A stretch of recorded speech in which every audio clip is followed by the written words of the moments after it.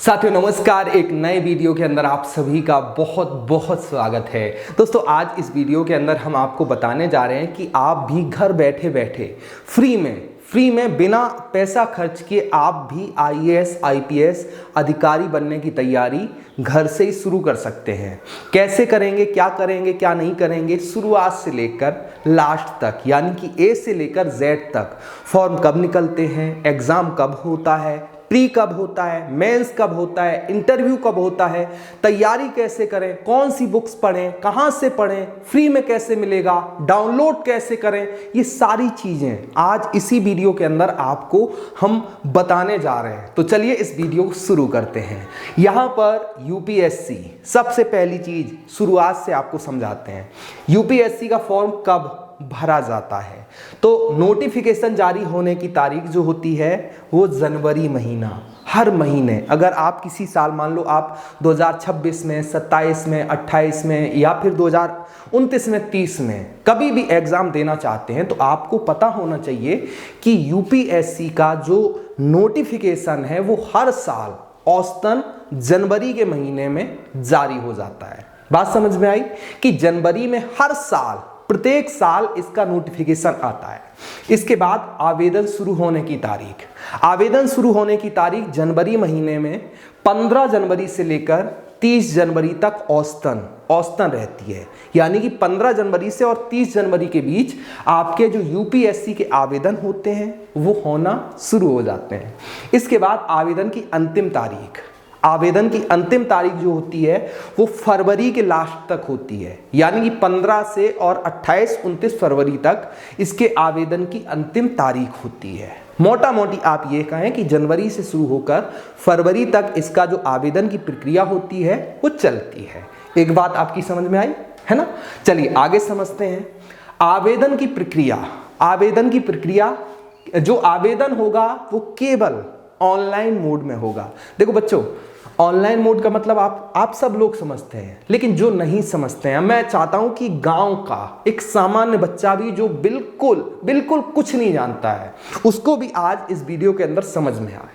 तो यहां पर ऑनलाइन आवेदन केवल और केवल आप अपीयर कर सकते हैं। यानी कि आप ऑफलाइन इसका जो फॉर्म होता है वो नहीं भर सकते हैं।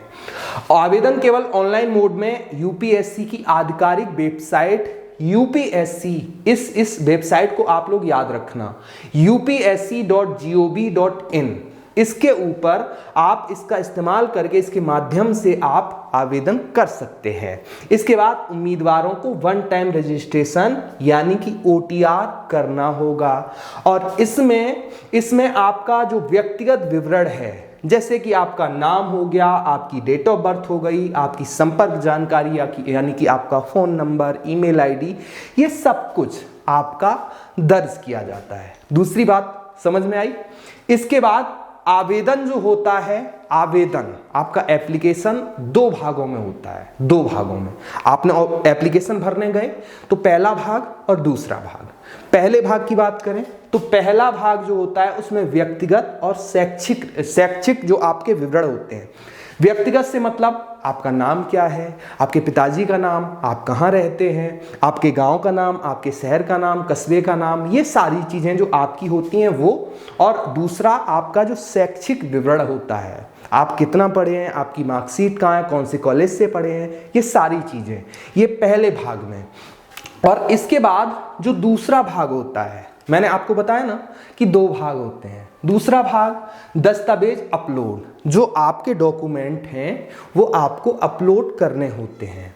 अपलोड करना, इसमें आपके फोटो होती है, आपके हस्ताक्षर यानी कि आपके सिग्नेचर होते हैं, आपका पहचान पत्र यानी कि आपका Aadhaar card, PAN card, voter card, ये सारी चीजें। इसके बाद लास्ट में जाकर आपको शुल्क भुगतान यानी कि जो एग्जाम की फीस होती है वो आपको देनी होती है। और इसके साथ साथ परीक्षा, आपके एग्जाम सेंटर का चयन, आप कानपुर से अपना एग्जाम देना चाहते हैं, दिल्ली से चाहते हैं, मुंबई से चाहते हैं, कहां आप अपना एग्जाम देना चाहते हैं, इसके लिए आप परीक्षा केंद्र का चयन करते हैं।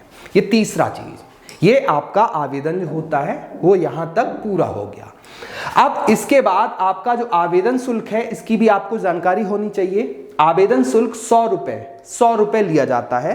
और SC ST और जो महिला हमारी बहनें होती हैं, इसके साथ साथ जो दिव्यांग भाई होते हैं, उनसे कोई भी छूट मतलब शुल्क नहीं लिया जाता है, उनके लिए फ्री होता है। ये 100 रुपये का आवेदन केवल जहां तक है कि जनरल और OBC वर्ग के मतलब अभ्यर्थियों से लिया जाता है। इसके बाद शुल्क का भुगतान आप online, debit, credit card, net banking, UPI या ऑफलाइन SBI की बैंक में नगद भी आप जमा कर सकते हैं। यहां आपका आवेदन पूरा होता है। जनवरी महीने में आपका आवेदन पूरा हो गया। अब इसके बाद जब आप आवेदन करते हैं तो आपको क्या क्या चाहिए, वो चीजें आपको पता होनी चाहिए। जरूरी दस्तावेज, स्कैन की गई आपकी फोटो और हस्ताक्षर, आपके जो सिग्नेचर हैं और आपकी जो एक फॉर्म साइज फोटो होती है वो, ये आपको स्कैन की गई फोटो और हस्ताक्षर चाहिए, जो 20 KB से 300 KB JPG फॉर्मेट में होने चाहिए। इसके बाद वैध फोटो पहचान पत्र, Aadhaar card, voter card, ID, PAN, passport आदि, शैक्षिक प्रमाण पत्र, या फिर आप अगर किसी कैटेगरी से, मान लो आप SC से ST से किसी भी कैटेगरी से बिलोंग करते हैं और आपको अपना जाति सर्टिफिकेट की जरूरत पड़ती है, तो वो सर्टिफिकेट आपका चाहिए। अब इसके बाद आपकी शैक्षिक योग्यता, देखिए मैं आपसे बार बार कह रहा हूं कि मैं ऐसे समझा रहा हूं, आप में से बहुत सारे लोगों को ये पता होगा, लेकिन मैं ऐसे समझा रहा हूं कि गांव का सामान्य बच्चा जिसको कुछ नहीं पता है, मैं चाहता हूं कि वो भी आए, देश की सेवा करे, IAS अधिकारी बने, अपने सपनों को पूरा करे। तो थोड़ा लंबा हो रहा है ना, तो इसको समझिए। शैक्षिक योग्यता, शैक्षिक योग्यता किसी मान्यता प्राप्त विश्वविद्यालय से स्नातक की डिग्री आपके पास होनी चाहिए, समझे बच्चा। यानी कि आपने ग्रेजुएशन जो है वो कंप्लीट की होनी चाहिए। ग्रेजुएशन यानी कि BA BSc ये जो आपकी डिग्री होती है वो आपकी कंप्लीट होनी चाहिए। लेकिन अंतिम वर्ष, यहाँ पर एक क्लॉज है कि अंतिम वर्ष के छात्र भी आवेदन कर सकते हैं, लेकिन उन्हें मुख्य परीक्षा से पहले डिग्री पूरी करनी होगी। बात समझ में आई। अगर आप फाइनल ईयर में हैं और आप अपना एग्जाम देने वाले हैं या देने जा रहे हैं और आपको ये पता है कि हम एग्जाम पास कर जाएंगे, तो भी आप आवेदन कर सकते हैं, लेकिन उसके लिए आपको जो मेंस का एग्जाम होता है उससे पहले अपनी परीक्षा, अपनी डिग्री पूरी करनी होगी। इसके बाद अगली जो चीज है, आयु सीमा, आपकी एज कितनी होनी चाहिए। तो आयु सीमा 1 अगस्त से मापी जाती है। मान लो आप 2027 में आवेदन करना चाहते हैं या 2028 में आवेदन करना चाहते हैं, तो आपकी जो आयु है वो 1 अगस्त 2027 को कितनी होती है। 1 अगस्त 2027 यानी कि जो आयु की गणना है वो 1 अगस्त से की जाएगी। ठीक, यहां पर आयु सीमा न्यूनतम 21 वर्ष, 21 वर्ष कम से कम आपकी आयु होनी चाहिए। इसके साथ अधिकतम आयु, ज्यादा से ज्यादा आपकी आयु 32 वर्ष होनी चाहिए। ये सामान्य वर्ग के लिए होती है, सामान्य वर्ग। और इसके बाद आयु में छूट, OBC वर्ग को 3 वर्ष की छूट मिलती है, यानी कि OBC का अगर कोई हमारा साथी, हमारा कोई भाई बहन है, तो OBC वर्ग 21 साल से लेकर 35 साल तक आवेदन कर सकता है। इसके बाद SC ST, जो हमारे SC ST भाई बहन हैं, उनको 5 साल की छूट मिलती है, यानी कि 21 से लेकर और 32, 5, 37 साल तक वो आवेदन कर सकते हैं। और जो हमारे दिव्यांग साथी हैं, दिव्यांग साथी 21 से लेकर और 10 साल की छूट के साथ 41 साल तक वो आवेदन कर सकते हैं। इसके बाद प्रयासों की संख्या, देखिए बच्चा क्या होता है कि ऐसा नहीं होता है कि आप जितने मर्जी चाहे उतने आप आवेदन करो, जितने बार आप चाहो उतने बार एग्जाम देते रहो, ऐसा नहीं होता है। यहाँ पर UPSC ने प्रयासों की संख्या सीमित कर रखी है, जिसमें अगर आप सामान्य वर्ग से आते हो तो आपको केवल 6 बार आप एग्जाम दे सकते हो। 6 बार में आपको IAS IPS अपना एग्जाम पास करना पड़ेगा। 6 बार के बाद 7वीं बार आप एग्जाम नहीं दे सकते हो। इसके बाद OBC वर्ग को 9 बार वो अपना एग्जाम दे सकते हैं। और SC ST जो हमारे साथी हैं उनको कोई भी ये मतलब ऐसा क्राइटेरिया नहीं है, उनकी उम्र, आयु जब तक होती है तब तक वो एग्जाम दे सकते हैं। इसके बाद अगला सबसे इंपॉर्टेंट और प्यारा टॉपिक कि परीक्षा कब और कैसे होती है। तो यहाँ पर यूपीएससी सिविल सेवा परीक्षा 3 चरणों में होती है। बच्चा यहाँ से आप ध्यान लगाकर देखिए, बहुत ज़्यादा ध्यान लगाकर देखिए। यहाँ पर यूपीएससी सिविल सेवा परीक्षा 3 चरणों में है। पहला प्री, दूसरा मेंस और तीसरा इंटरव्यू, 3 चरणों में होती है। ठीक है, तो अब पहले चरण यानी कि प्रारंभिक परीक्षा प्रीलिम्स की बात करते हैं। तो ये जो परीक्षा होती है वो जनरली मई के महीने में होती है। मई के महीने में हर साल यूपीएससी की प्री का एग्जाम होता है। समझ में आया? अब प्री का एग्जाम का जो प्रारूप है वो क्या होता है? तो प्री के एग्जाम में 2 पेपर होते हैं, 2 पेपर, पहला दूसरा। तो यहां पर 2 पेपर। पहले पेपर में जनरल स्टडीज जो कि 200 अंकों का होता है। 200 अंकों का टाइम आपको मिलता है 2 घंटे, और इसमें जो चीजें पूछी जाती हैं उनमें इतिहास, भूगोल, राजनीति, अर्थशास्त्र, पर्यावरण विज्ञान और समसामयिक घटनाएं, ये तमाम चीजों से ये जो प्री का पहला पेपर होता है वो सारी चीजें पूछी जाती हैं। 2 घंटे टाइम और 200 अंकों का पेपर। ठीक है, अच्छा एक चीज और, ये मल्टी चॉइस क्वेश्चन होता है, यानी कि इसमें आपको ऑप्शन मिलते हैं, एक A, B, C, D, जो भी आपको सही लगता है आप उस पर ऐसा गोला करते हैं ना, वो गोले वाला, ऐसे ही आपको मल्टी चॉइस क्वेश्चन मिलते हैं, वो आपको भरने होते हैं। इसके बाद जो दूसरा पेपर होता है प्री का, वो पेपर बोलते हैं सी सेट, पेपर 2 सी सेट। ये भी 200 अंकों का होता है, 2 घंटे टाइम मिलता है, और इसका विषय होता है तर्क, गणित, समझ और डेटा व्याख्या। लेकिन ये क्वालिफाइंग होता है, इसमें ऐसा नहीं कि आपको रैंक बनानी है, इसमें आपको सिर्फ पास होना है। ये क्वालिफाइंग होता है, न्यूनतम आपको 33% जो अंक होते हैं वो आवश्यक होते हैं। बात समझ में आई? यानी कि आपका सबसे ज्यादा जो फोकस है वो पेपर 1 के ऊपर रहना चाहिए। पेपर 1 के अंदर आपका स्कोर बहुत ज्यादा अच्छा होना चाहिए, और यहां पर दूसरे पेपर में इसमें भी आपका अच्छा ही होना चाहिए, ये नहीं कह रहा हूं गलत होना चाहिए, लेकिन इसमें जो न्यूनतम है वो क्वालिफिकेशन है। 33% अंक आपके आ गए तो आप पास माने जाएंगे। इसके बाद अगली चीज, इंपॉर्टेंट चीज बच्चा, कि नकारात्मक अंकन भी होता है। प्रत्येक गलत उत्तर के लिए 1/3, यानी कि आपने अगर 3 क्वेश्चन गलत किए तो आपका एक सही का क्वेश्चन का जो अंक है वो काट दिया जाएगा। बात समझ में आई? नकारात्मक अंकन के लिए प्रत्येक उत्तर के लिए 1/3 अंक इसकी कटौती की जाएगी। और इसका जो पेपर का मुख्य उद्देश्य है, ये जो प्री एग्जाम होता है, इसके नंबर जोड़े नहीं जाते हैं। जब आपकी फाइनल मेरिट बनेगी तो प्री के नंबर जुड़ते नहीं हैं। ये सिर्फ और सिर्फ स्क्रीनिंग टेस्ट है। ये केवल प्रारंभिक परीक्षा में उत्तीर्ण उम्मीदवार ही मुख्य परीक्षा में शामिल हो सकते हैं। यानी कि ये जो प्री का एग्जाम है ये भीड़ छांटने का एक काम करता है। इसके नंबर फाइनल मेरिट में नहीं जुड़ते हैं, लेकिन जो इसमें पास होते हैं वो ही मेंस का एग्जाम दे पाते हैं। बात समझ में? यहां पर प्री का एग्जाम आपको समझ में आ गया। अब अगला मुख्य परीक्षा की बात करते हैं। मुख्य परीक्षा बड़े ध्यान से समझना, आपको समझ में आएगा।